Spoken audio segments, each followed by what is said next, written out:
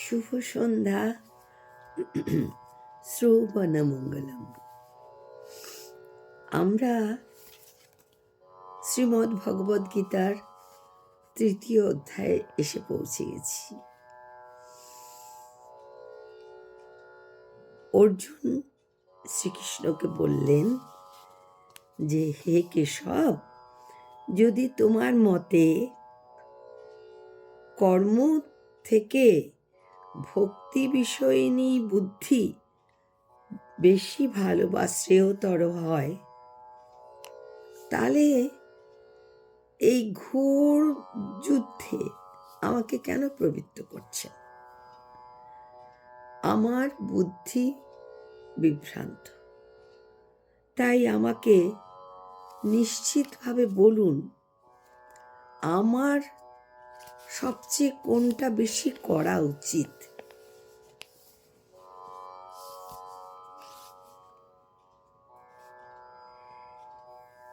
ভগবান শ্রীকৃষ্ণ বললেন যে, দুপ্রকার মানুষ আছে যারা আত্ম উপলব্ধি করতে চেষ্টা করে। কিছু লোক অভিজ্ঞতালব্ধ দার্শনিক জ্ঞানের আলোচনার মাধ্যমে নিজেকে জানতে চান, এবং অন্য একদল লোক আছে তারা ভক্তির মাধ্যমে জানতে চান।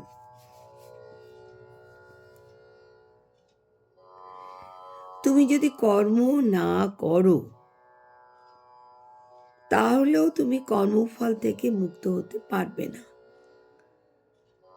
আবার কর্ম ত্যাগের মাধ্যমেও সিদ্ধি লাভ করা যায় না।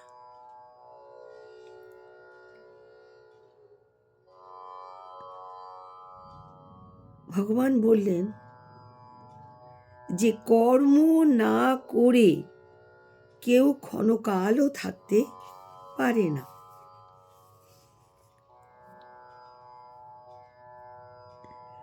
কর্মেন্দ্রিয়কে সংযত করেও মনে মনে শব্দ, রস আদি ইন্দ্রিয় বিষয়গুলি স্মরণ করে সেই মূঢ় অবশ্য নিজেকে বিভ্রান্ত করে, তাকে মিথ্যাচারী ভণ্ড বলা হয়ে থাকে।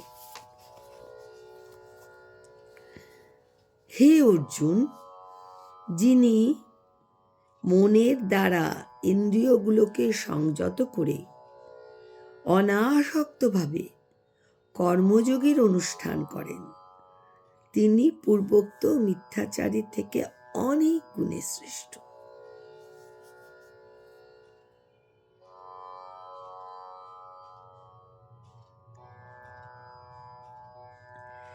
তুমি শাস্ত্রে যে বলা আছে সেই কর্মের নিয়মিত অনুষ্ঠান করো।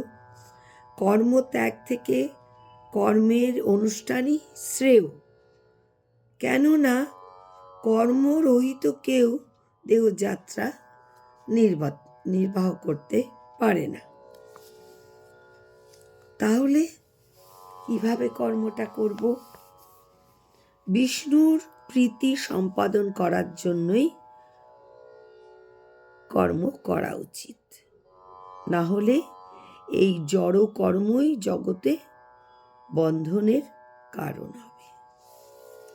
এই বলে শ্রীকৃষ্ণ থামলেন। শ্রবণমঙ্গলম। শ্রীকৃষ্ণ সহায়।